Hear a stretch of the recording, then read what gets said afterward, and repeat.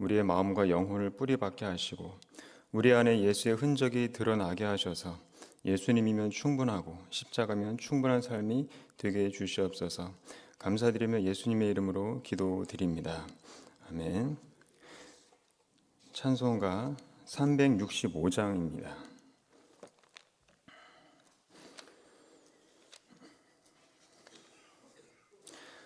365장입니다.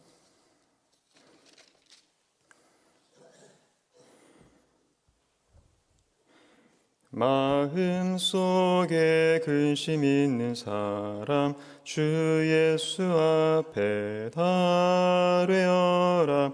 슬픈 마음 있을 때에라도 주 예수께 아뢰라. 주 예수 앞에 달뢰어라. 주 우리의 친구니 무엇이나 근심하지 말고 주 예수께 아뢰라.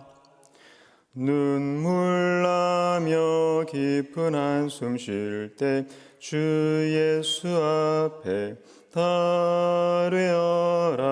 은밀한 죄 내게 있더라도 주 예수께 아뢰라. 주 예수 앞에 달뢰어라. 주 우리의 친구니 무엇이나 근심하지 말고 주 예수께 아뢰라. 괴로움과 두려움 있을 때 주 예수 앞에 달뢰어라. 내일 일을 염려하지 말고 주 예수께 아뢰라. 주 예수 앞에 달뢰어라. 주 우리의 친구니 무엇이나 근심하지 말고 주 예수께 아뢰라. 죽음 앞에 겁을 내는 자여 주 예수 앞에 달뢰어라. 하늘나라 바라보는 자여 주 예수께 아뢰라. 주 예수 앞에 달뢰어라. 주 우리의 친구니 무엇이나 근심하지 말고 주 예수께 아뢰라. 아멘. 오늘 말씀은 열왕기상 17장 17절에서 24절까지입니다. 열왕기상 17장 17절에서 24절까지 말씀 한 절씩 돌아가면서 읽겠습니다. 이 일 후에 그 집 주인 되는 여인의 아들이 병들어 증세가 심히 위중하다가 숨이 끊어진지라.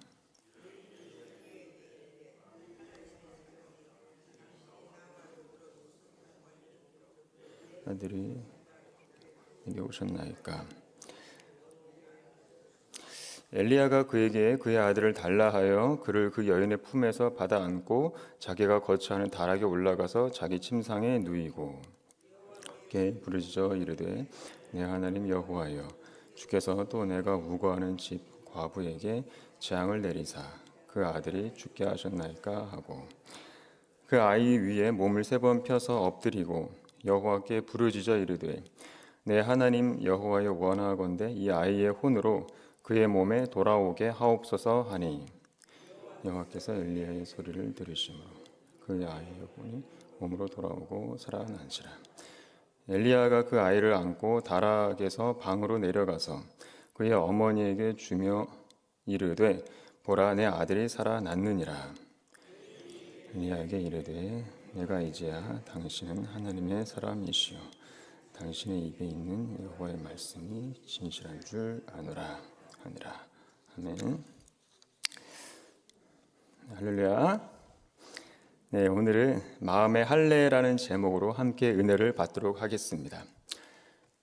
어제도 살펴봤지만 지금 이렇게 기근이 심할 때에 하나님께서 엘리야를 어디로 보내시냐면 시돈 땅에 있는 사르밧의 한 과부의 집으로 보냈다고 나옵니다.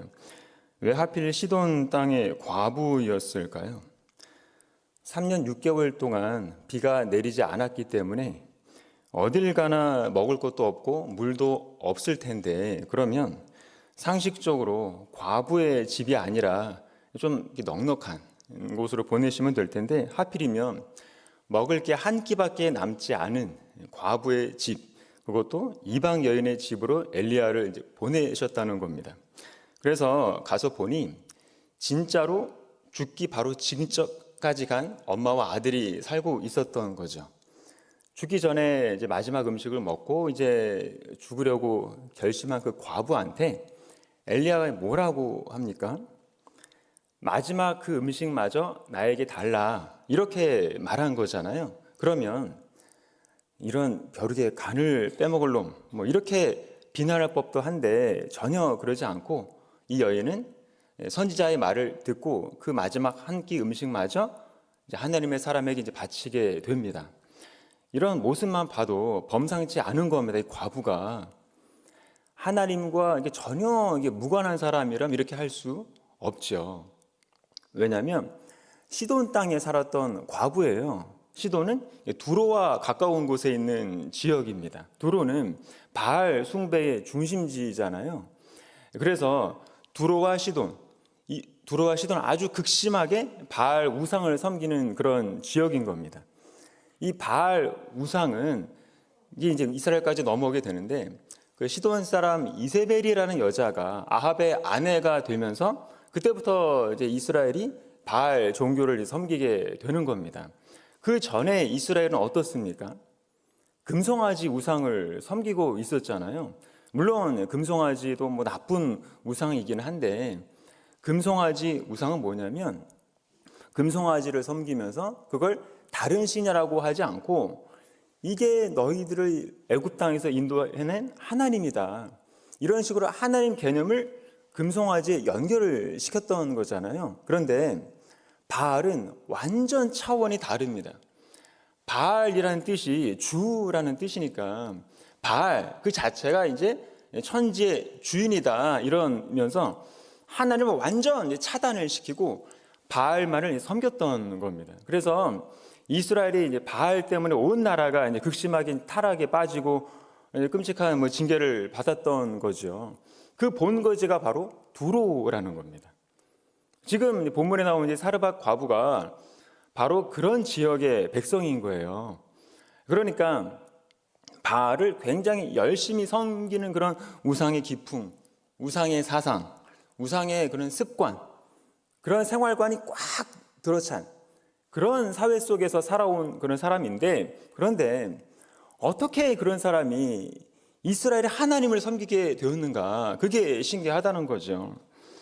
이스라엘은 지금 왕과 왕비에서부터 이제 대부분의 백성들이 바알 때문에 이제 하나님을 이제 버렸는데, 그런데 오히려 이방 땅에 살고 있는, 그것도 우상의 관습에 이제 꽉 이제 젖어 있는 시돈의 사람이 하나님을 진실되게 섬겼다는 게 고무적이라는 겁니다.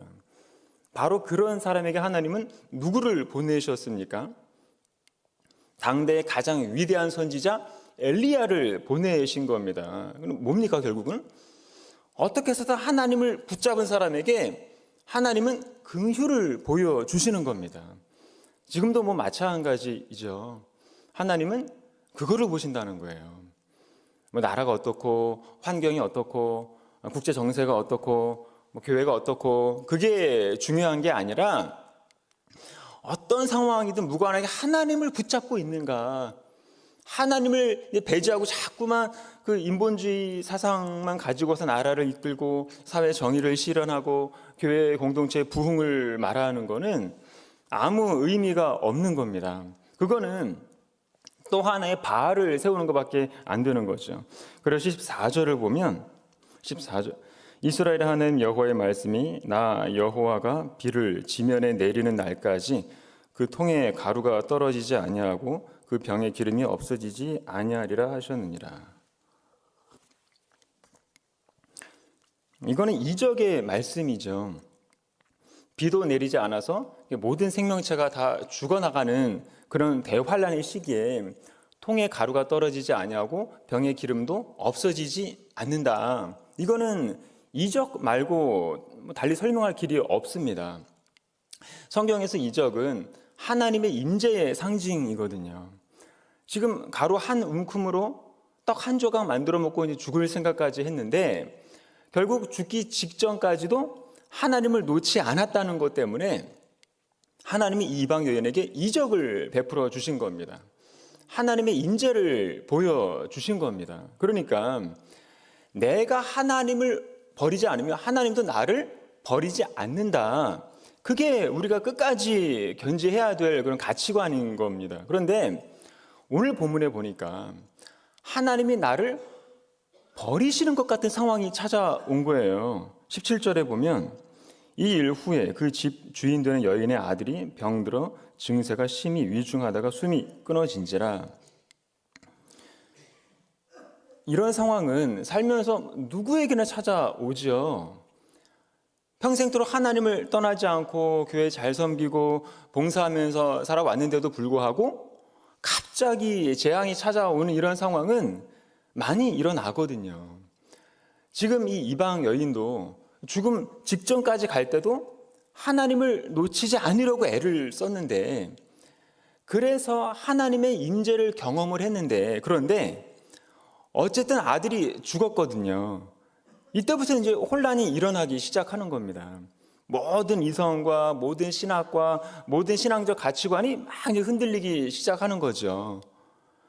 우리도 그렇거든요. 보면 하나님을 붙들면 하나님이 긍휼히 여겨주시고 예수를 잘 믿으면 하나님이 지켜주신다는 것을 교회에서도 배우고 실제 삶을 통해서도 배우거든요. 그런데 이런 이해할 수 없는 그런 재앙이 갑자기 찾아오면 엄청 힘들어지거든요, 성도들이. 그때는 어떤 신학적인 설명을 해줘도 납득이 안 되거든요. 그래서 신앙적인 배신감도 느껴지기도 하고 그러면서 이제 교회를 떠나거든요, 보면. 지금 당대의 가장 위대한 하나님의 선지자가 이방 여인의 집에서 함께 지내고 있는 와중에도 이러한 죽음이란 재앙이 찾아온 거니까 이게 도저히 자기 지혜와 자기 이성으로는 이게 해결이 안 되는 겁니다. 하나님의 처사가. 그래서 이렇게 말을 합니다. 18절에 보면 여인이 엘리야에게 이르되 하나님의 사람이여 당신이 나와 더불어 무슨 상관이 있기로 내 죄를 생각나게 하고 또 내 아들을 죽게 하려고 내게 오셨나이까.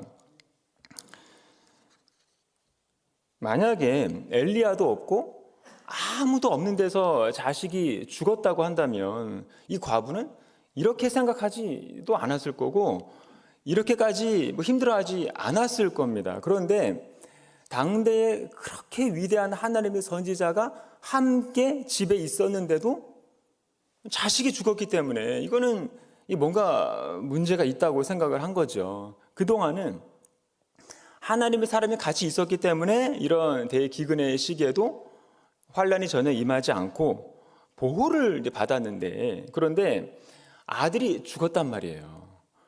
그래서 이제는 하나님의 사람이 있는 이 집에도 재앙이 올 수 있구나, 이런 생각을 하게 되었던 겁니다. 그런데 이방 여인만 이런 생각을 한 게 아니라 엘리야도 비슷한 생각을 했던 것을 알 수 있는데 20절에 보니까 여호와께 부르짖어 이르되 내 하나님 여호와여 주께서 또 내가 우거하는 집 과부에게 재앙을 내리사 그 아들이 죽게 하셨나이까 하고.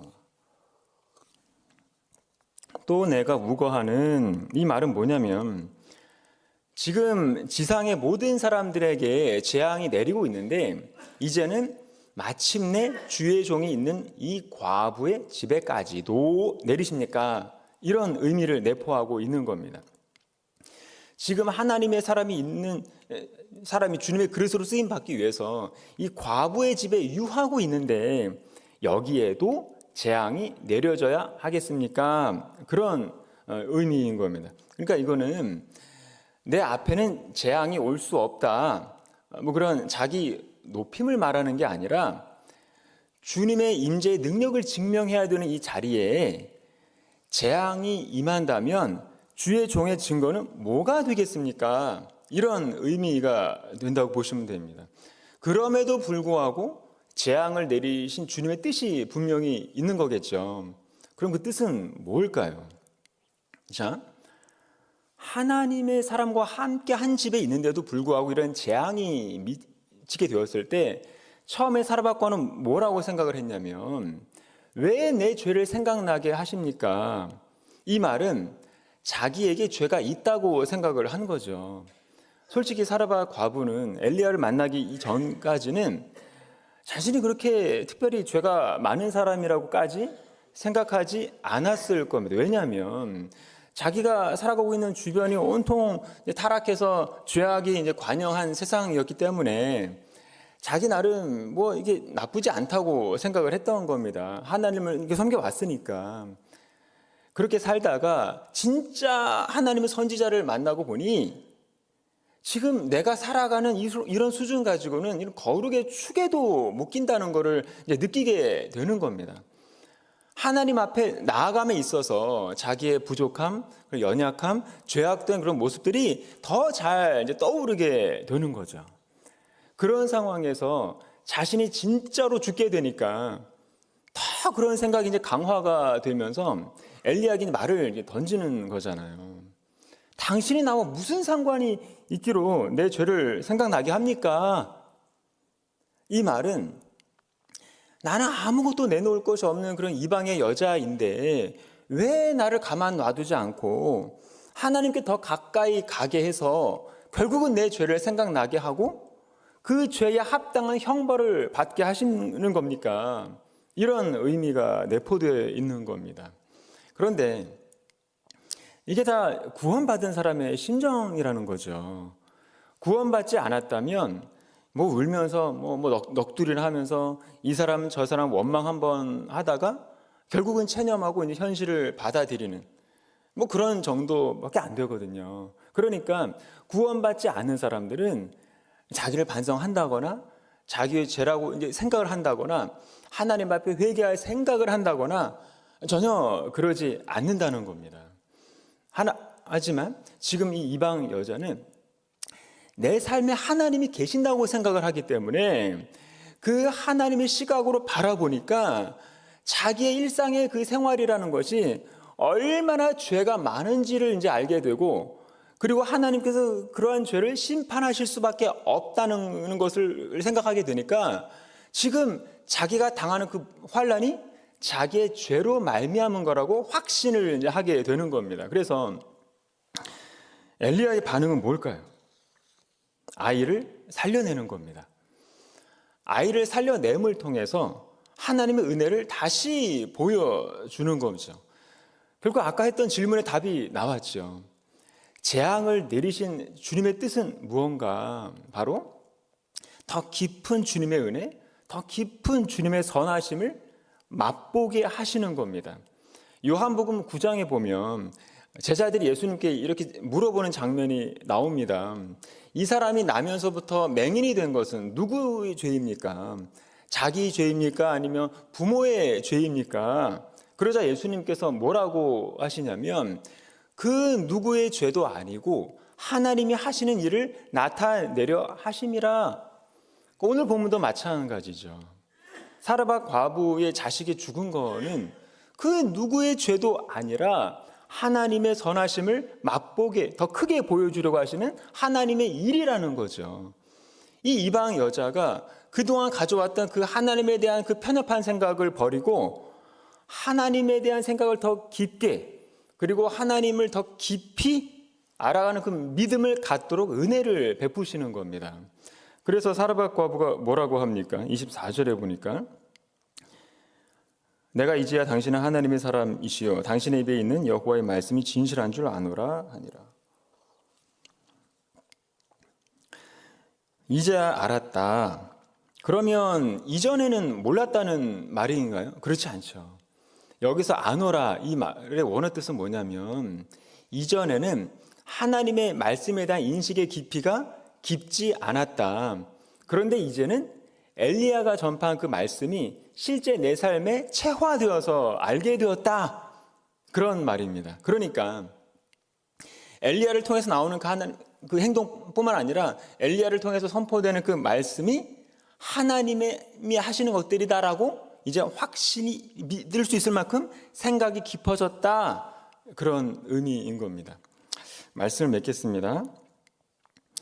신약 성경에 보면 예수님께서 사르밧 과부의 이야기를 인용하신 적이 있는데 이 사르밧 과부가 엘리야를 만나서 이제 환난을 면하게 되고 그리고 이제 죽은 자식이 이제 살아난 사건을 통해서 분명한 원칙을 가르쳐 주고 계십니다. 그게 뭘까요?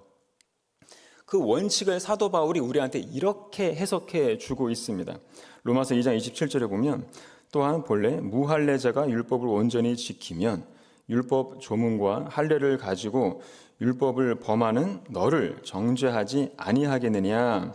무릇 표면적 유대인이 유대인이 아니요 표면적 육신의 할례가 할례가 아니니라. 그러니까 누가 진짜냐, 누가 하나님 앞에서 받으실 만한 사람인 줄 아느냐. 할례를 안 받았다 하더라도 자기 속의 율법에 대해서 바른 해석과 빛을 받아서 그것을 삶에서 드러내고 사는 사람이 곧 하나님이 받으시는 사람이다. 그 얘기입니다. 그런 관점에서 봤을 때 사르밧 과부는 이방 여자이고 할례 없는 백성들 속에서 난 사람이고 그리고 하나님을 반역하는 일들이 많은 그런 이방의 문화에서 살던 사람이잖아요. 그러니까 그만큼 하나님에 대해서 무지몽매했던 사람이죠. 그렇지만 껍데기는 이방의 여자이지만 속사람은 하나님의 선민이라고 할 수 있는 거죠. 하나님에 의해서 택함 받은 사람인 겁니다. 하나님은 그렇게 택한 사람을 사용하셔서 당신의 나라를 이 폐역한 땅에 증거하는 통로로 사용하고 계시는 겁니다. 그래서 3년 반이라는 그런 대흉년의 기간 동안에 유일하게 구원을 받은 사람이 되었던 거죠. 시돈에서. 이거는 뭘 말하는 걸까요? 겉모습이 중요한 게 아니라 그 영의 생활이 하나님의 언약을 붙들고 있는가 하는 겁니다. 이스라엘의 왕과 백성들은 전부 겉으로는 할례를 받은 언약 백성이라는 표식은 갖고 있었지만 영의 생활을 온통 바알을 섬기면서 언약을 무시하는 그런 행태를 보이고 있잖아요.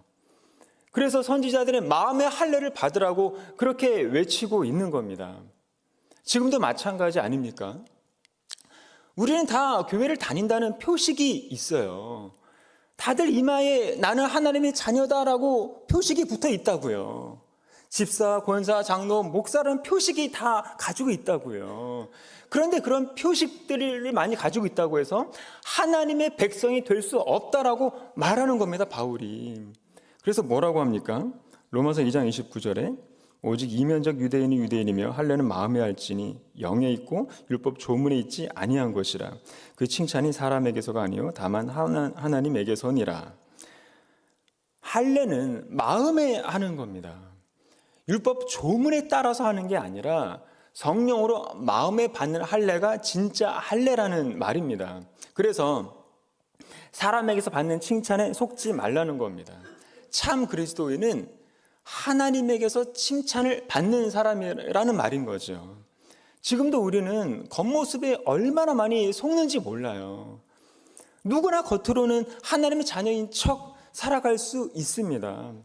지금 저를 포함해서 이 자리에 계신 분들도 아니라고 확신할 수 있습니까? 우리 내면에, 우리 영혼에 마음의 할례를 받았다고 확신할 수 있습니까? 정말 주님의 존전 앞에 나올 때마다 깊이 회개하셔야 되는 겁니다. 그래서 사르밧 과부가 회피하지 않고 자기 죄를 직면했던 것처럼 우리도 내 안에 깊이 내재되어 있는 죄, 그 죄를 직면할 줄 알아야 되는 겁니다. 그리스도인은 교회를 다니는 사람을 말하는 게 아니에요. 그리스도의 보혈로 씻김을 받은 사람을 말하는 겁니다. 하나님이 약속하신 그 구원의 약속, 그 복음의 약속이 늘 마음 가운데 새겨져서 기억되고 있는 사람을 말하는 거거든요. 그거를 기억하고 하나님께 가까이 가려고 했던 사람이 바로 사르밧 과부였던 거고, 이런 사람이 진정 하나님의 백성이라는 것을 아시고 오늘도 내 마음에 찾아와 주시는 하나님을 깊이 만나는 저와 여러분이 되시기를 바랍니다. 기도하겠습니다. 사랑과 은혜가 충만하신 하나님 아버지, 은혜에 감사를 드립니다. 엘리야를 영광스럽게 들어 쓰셔서 죽은 사람으로 하여금 혼이 돌아오게 하심을 통해서 하나님의 뜻을 한 이방 여인에게 알게 하셨습니다. 누구의 죄도 아닌 하나님이 하시는 일을 깊이 알게 하시려는 그 은혜로운 처사 앞에 온전한 겸손과 감사의 삶으로 드려지는 거룩한 산 제물이 달 되게 해주시옵소서. 감사드리며 거룩하신 예수님의 이름으로 기도드립니다. 아멘. 이 시간 다 같이 말씀을 위해서 기도해 주시고요. 오늘 목요일 유라시아 지역을 위해서 기도해 주시기를 바랍니다. 베트남의 강진수 선교사님, 베트남의 응유엔 목사님, 우크라이나 한종숙 선교사님, 그리고 요르단의 심엘리사 선교사님을 위해서 기도해 주시기를 바랍니다. 그리고 특별히 새생명 전도 축제가 진행되고 있습니다. 기도 카드를 보시고 태신자를 위해서 기도를 해 주시기를 바랍니다. 그리고 나라와 민족과 교회를 위해서 다 같이 합심해서 한번 기도하도록 하겠습니다.